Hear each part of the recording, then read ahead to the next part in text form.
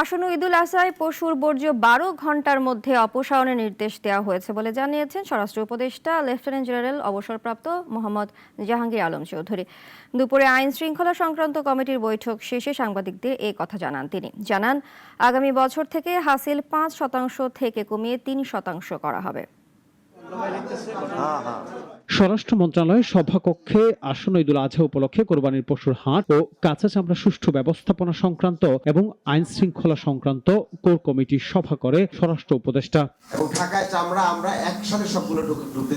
সভা শেষে কথা বলেন স্বরাষ্ট্র উপদেষ্টা। জানান, রাস্তায় কোরবানির পশু ওঠানো বা নামানো যাবে না, নামাতে হবে হাটের ভেতরে। হাটের নিরাপত্তায় পর্যাপ্ত আনসার সদস্য রাখতে হবে জানিয়ে উপদেষ্টা বলেন, কোরবানি বর্জ্য ১২ ঘন্টার মধ্যে অপসারণ করার নির্দেশনা দেওয়া হয়েছে এবং প্রত্যেকটা হাটে আইন শৃঙ্খলার জন্য পর্যাপ্ত সংখ্যক আনসার রাখবেন প্রশাসক মহোদয়রা। এই বর্জ্যগুলি যেন যত তাড়াতাড়ি সম্ভব, তো প্রশাসক মহোদয়রা আমাদের আশ্বাস করছেন যে তারা ১২ ঘন্টার ভিতরেই মোটামুটি এটাকে ক্লিন করে পারবে।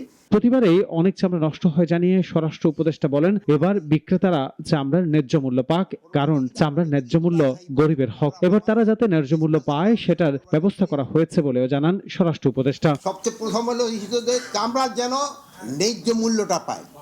আপনারা জানেন প্রতিবারই চামড়া নিয়ে একটা কিন্তু হয়, অনেক চামড়া নষ্ট হয় এবং জনগণ চামড়ার ন্যায্য মূল্য পায় না।